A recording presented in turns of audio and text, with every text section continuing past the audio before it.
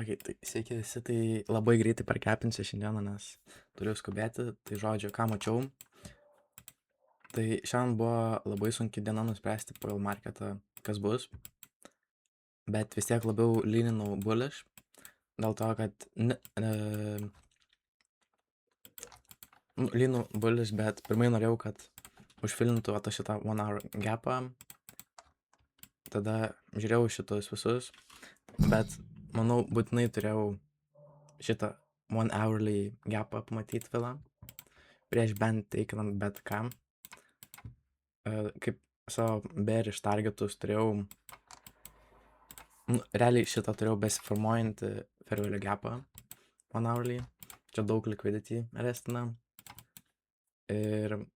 o bearish jeigu būti, tai targetint nebent šitą fair value gapą, tai būtų reikėję per market openą kažkiek laiko nueiti į šitą fair value gapą ir didelį rejectioną nuo jo turėti, bet vis tiek nelabai noriu dabar teikinti shortų, ypač kai jau kokias 10 dienų non-stop kylam, net ilgiau realiai, gal ne, bet tiesiog non-stop kylam, tai kol kas nenoriu ieškoti shortų visiškai.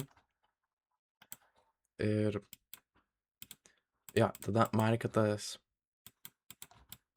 o to čia maždaug laukiau resvypo, va to šitą lau, ir inverso, ir targetinčiau 1-1, bet žodžiu negavau, tada laukiau, kol šitą rejection bloką įeisim, su šitu candle neįėjom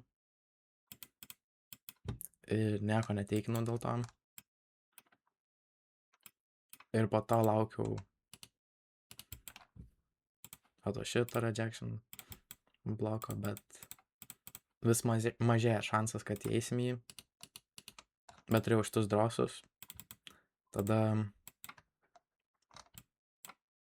šitas buvo susiformavęs beveik, ne, okei, matau, išsvypinom pirmai šitą mano drone liquidity ir jau nežinau, nelabai norėjau teikinti kažką daugiau, nes tas kitas drone liquidity žiauriai aukštai ir nėra, dar vis galim bearish reactinti, nes jau esam šitam fair value gapą 1 hourly, tu galim būti bearish, bet nebūtinai, bet tiesiog toks biasas pasidaro 50-50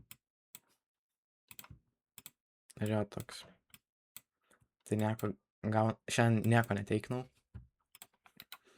bet ir jo, kaip sakiau, tai dabar labai prastą mėnesį turiu, tai biškį lėčiau treidinsiu, pasiėmiau kelis funded accountus, tai tiesiog su jais pažaisiu šį laikotarpį, realiai iki kol manau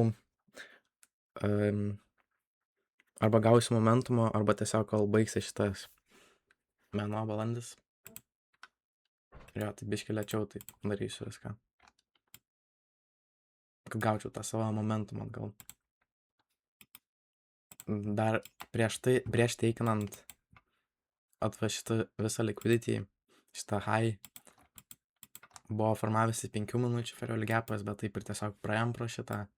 Tada mačiau, kad artėjom link šito drone liquidity, kuris pasidarė drone liquidity, kai tokį didelį swingą link jo padarom, bet nesuformavom jokio 15 minučių fair value gapo, o nuo 5 minučių tiesiog, tiesiog jau realiai forcinamas treido, tai nelabai tas patiko.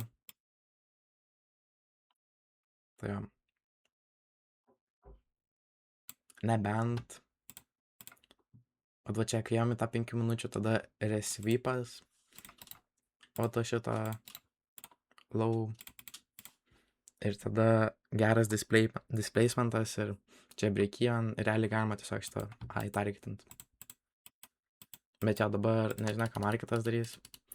Realiai ir gerai, kad biškį duodu laiko pasiformuoti jam, nes kai tiek daug visų naujienų ir tiesiog daug volume marketuose, kai prieš 10 dienų atrodo, kad bus bear marketas prasidės, per visas naujienas tai pasakė, o dabar mes all time highsuose, tai tiesiog tokio marketo conditionai, kur biškį reikia duoti pasiformuoti.